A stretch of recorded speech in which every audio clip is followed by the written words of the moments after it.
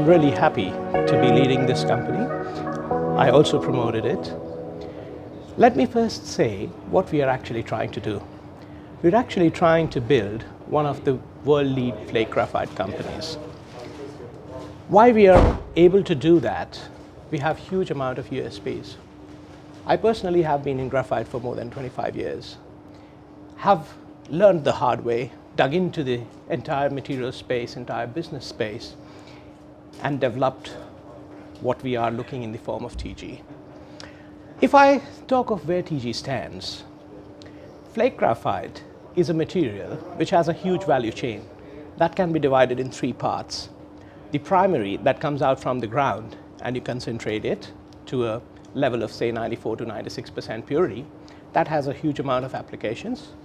There's a downstream where you purify it to 99 plus purity and then you convert it into graphite for applications in things like lithium-ion batteries, into flame retardants, into composites, into lubricants, etc. That's a big value add. And the cusp of the value is in graphene. Graphene is a single layer of graphite. It's a 2D material, atom layer thick. It's called a wonder material. And the way we look at it is, the kind of properties it has the potential to really make a big difference. In fact, even on the carbon footprint of the world. So we are very excited about it. And the way we have structured our company is to be fully integrated in the entire chain of graphite, to be a company that can provide any graphite for any application under the sun. You want any graphite, bank on Tirupati. We catalyze graphene. We have developed a unique process to manufacture it. It's a zero chemical process, and our intention is to catalyze the commercialization of graphene. That's blue skies for us. Okay. Understood. And then what for people looking from the outside, thinking about things like the next stage in terms of listings and things, can you give an insight now at this stage in terms of what's going to happen on that side of things? I will. So let me tell you what we planned about our listing. Tirupati is 2 years old or 2 years young. We thought it will be very prudent to bring the company at listing at a very mature stage. Even at this small age, I would like to share our primary assets in Madagascar. We have 33 square kilometers of mining permits. We are fully permitted and developing it in a modular form to 81,000 tons capacity. Out of that, we have 6 modules to be established, and we commissioned the first module last month. In fact, last quarter. This gives a huge de-risking to our abilities to build what we envision to build in Madagascar. We are also halfway done through with our second module of 6,000 tons. So as a result, by the time we come to IPO, which is next quarter, we are more or less at a 9,000 tons production, which is quite significant. And then from there, we build 4 plants of 18,000 tons each to take us to 81. On the other side, when I talk of the downstream, we have commissioned last month a 1,200 tons flame retardant graphite plant, which gives us access to flame retardant market. Why we've done that is that's a market where you take time to percolate into the market. Our downstream major plant would be in 2 modules of 10,000 tons each. The first comes up in 2020. By the time we establish that, we have established markets for a material which has a very long gestation period for market development. It also gives us a glimpse, puts us in the space as a producer. So in a nutshell, at the age of 2 years, we have an operating project in Madagascar. We are building a second one. We have put in place everything to achieve our 3-year plan. We have a pilot scale plant for flame retardants in India. We have prepared ourselves to set up the downstream plant. We have developed the process for manufacturing of graphene. We have just released the specifications that we have standardized for our graphene. And we are preparing to build that center too. So in a nutshell, I say, we are IPOing with a company that has substantially de-risked for investors, it has a clear growth plan or development plan, and it will bring to you an opportunity to join a company which has the ability to become a key player in a very niche material. Let me say a few words about graphite. Graphite is a specialty material. No doubt it comes out from the resource, but it has a very special set of properties. And because of that, it has more than 150 applications. These applications are diverse, so it is not sector agnostic. It is the key material in battery technology. So if you're looking at energy storage, EVs, you will have to look at graphite. Without graphite, there's no battery. Apart from this, there are a lot of other growth areas in its markets. So what I would like to share is graphite is a special material. Yes, it is a resource, but do look at it as a specialty material. And if you love investing in things that make a greener world, I can tell you there are many ways that graphite contributes to it. You want to learn more about it? I'm very happy to have a chat, discuss with you, explain in more detail. But it's actually a material that's very close to a greener world. And can we also, on a final point, you have established quite an incredible team actually. Yeah. How do you think you've managed to bring in such experts from within this field? Wow, that's very close to my heart. You know, at the age of 22 years, I started my professional life in the graphite space. That was in my father's company. My father established his graphite project in India as a pioneer in the space in 1977. After finishing my education, I joined his company and worked with him for almost 15 years. Thereafter, I created Tirupati. In this journey of more than 25 years, in our, the want to learn more and more about this field, I traveled to the best of people around the space. I went around the world, worked with very qualified people who have actually been mentors to me in the industry itself. As a result, we developed very deep relationships. They were impressed by our entrepreneurship, my entrepreneurship. And when I structured this company with a vision to be a world leader in the space, we shared our story, we shared our vision. That's what brought the best of brains behind us. Having said that, apart from that, as we developed our own company, we trained a huge number of new engineers, people specialists in finance, people specialists in other areas in marketing. And over the years, we trained them in this space itself. As a result, I have a huge team in TG, top layer, second layer, third layer, who've been in graphite for years. So we have the ability to deliver, for which we have a history, and we don't have a cost of learning, so TG inherits all that. I think I would say we are blessed with the kind of team we have. Sounds incredibly exciting, and be interesting to see what happens over the next period. Great. I am looking forward to leading the company to list on the London Stock Exchange now. We are fully prepared. We have appointed all our advisors. Personally, my target is to list in October. There are external regulators, etc., that we have to deal with. We will do everything to achieve this target. What made you feel so passionately about getting behind this company? Yeah, good question. I met Shishir a few years ago, and I actually went to Madagascar on a trip to look at another graphite project which Shishir was involved with. I mean, I spent a few days with Shishir, and I understood from him his passion about graphite. He's been in the graphite business for over 30 years. His family were one of the founding families who actually started mining graphite and processing it in India back in the 1970s. And his expertise and knowledge is so broad. I could see that there was somebody there who had the ability and the vision to really build something very special in the graphite space.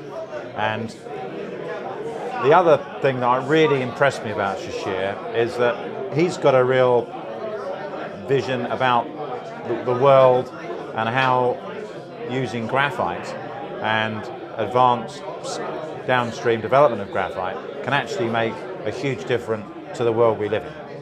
And graphite is a key component of things like lithium-ion batteries, producing graphene, which is a wonder product, and all these new applications of graphite in the new economy are going to make the world much greener, much more environmentally friendly, and reduce the carbon footprint that we're where we are at the moment.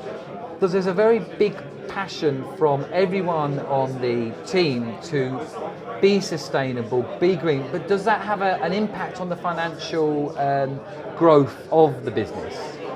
Not at all. No, I mean, because what we're doing, we're mining and processing graphite. It's the application of those products that make the world more environmentally friendly. It's not the fact that those costs are in the process, it's the end result of what we're producing. It's those downstream products. It's the spherical graphite that goes into the anode battery, that goes into the lithium-ion battery that powers electric vehicles. So what we're doing, we're mining and processing and producing a product that is going to make the world more environmentally friendly. Graphene is going to go into the solar cell. It's going to make solar cells much more efficient. It's going to reduce the cost. It's going to give them a longer life. They're going to be able to operate in parts of the world and under other temperatures that they haven't been able to before. So these are the things that graphite is allowing you to do. But these come at the end. So the sustainability has no impact on or cost on our process. The company operates by the highest standards environmentally, and in Madagascar, the company puts a huge amount of effort and thought into operating in the best possible way as far as the local people are concerned, environment, its footprint locally. It's trying to make a positive impact locally. The company's employing at the moment over 150 people. It's in training them in all the sorts of applications that the company needs. That's everything from driving the trucks to being an electrician to road building to operating the plant. These are people that the company is training up locally, giving them skills that they're going to be able to go on and actually use outside of Tirupati graphite. So really lifting people up, as well as providing agricultural support for them, educational support, and building roads so people can actually move around more easily in the area that they're operating in. So these are the positive, sustainable things that the company's doing locally. So from a corporate perspective, the company undertook its initial pre-IPO in 2017. The first funding round, really call it a seed funding round, was in 2017. May 2017. That's when we first got involved with the company. And what happens next in terms of on that part of the company's journey as it does look to scale? Well, that time, all the company had was some licenses in Madagascar. That was May 2017. Where we are now, we own 2 mines in Madagascar. One of them's in production, one of them is 50% built, and we have a downstream processing plant in India, which is now supplying product to companies and will be generating cash for the company over the coming months. So that's what we've done. As far as that journey is concerned, that's just the start of the journey. The whole journey, as I'm sure Shishir's probably ran through with you, is that we will build in a phase 1, and it won't just stop there. Phase 1 is 81,000 tonnes of upstream flake graphite production, 20,000 tonnes of downstream product. That equates to $150 million plus in revenue and maybe $75 million of EBITDA. So a significant business. Once the company's completed that, it will then look at what it does next. And it'll be generating significant cash then. It can probably look at doing more substantial projects further down. And then the ultimate objective, as Shishir said, is to build the largest fully integrated graphite company listed on any market globally. in the Middle East, and so quite a very global sort of background in mining finance. And I got the opportunity a couple of years back when I met Shishir through Christian Dennis, who's one of the NEDs and the CEO of Optiva, to basically start having a look at this company and looking at what they're doing. And I think what attracted me to the company initially was just the fact that it's not only just a mining finance or it's a mining project with primary mining assets, but the company had an ability to go downstream in the business as well, which is where all the growth catalysts in the graphite market really is. So, and then obviously the sort of the icing on the cake was really the ability to actually produce graphene as well. So, I've been in the background working with Shishir for some time now, just providing sort of some strategic advice on sort of how he approaches the market. But effectively, I stepped up as sort of the company CFO back in November, and massive work has been done sort of in the meantime, to get ourselves into production and advance the other projects. Raising some capital along the way, but now we are, I think, matured as a company. We've matured, the projects to a stage where the IPO is ready, and we think it's going to be a big success. And you talk about your relationship with Optiva Securities.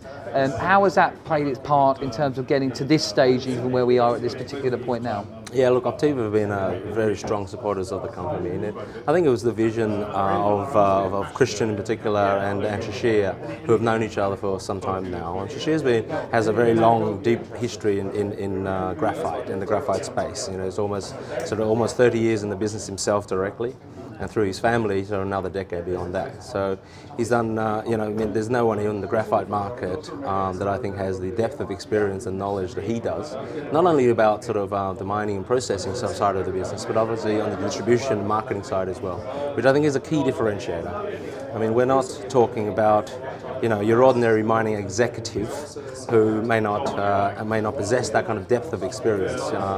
This is a man that has he's worked in graphite all his life. He's developing a business for his future and the future of those he leaves behind. So it's a very different proposition to a lot of other mining companies that I've been associated with over the years. And talking about, as a final question, Frank, sure. And talking about that alternative position, there is a very strong green aspect. Absolutely. There is a kind of moral, principled approach to what we're doing with our environment, which is, is important. Doesn't always tie together with the financials. What's made the business decide to put so much energy, and I imagine so much energy into its approach to be green and look at what it can do to be sustainable in that regard? Yeah, absolutely. I mean, look, this comes back down to the values that Shishir himself personally has, and his approach, which has defined his approach to the market, and how he's sort of developing his assets. The process, again, I'm not technical here, but the process of purifying the graphite that you mine out of the earth is the most common process is a very chemically driven process, and Shishir set out to develop a process that obviously has a much less impact on the environment, and indeed over the years along with his team they've successfully developed that process, and now we're in the process of commercializing that in a manner which is totally sustainable, chemical footprint, free, and I think that's always been the values that Shishir has had and has instilled into the company, and will be what's going forward as well.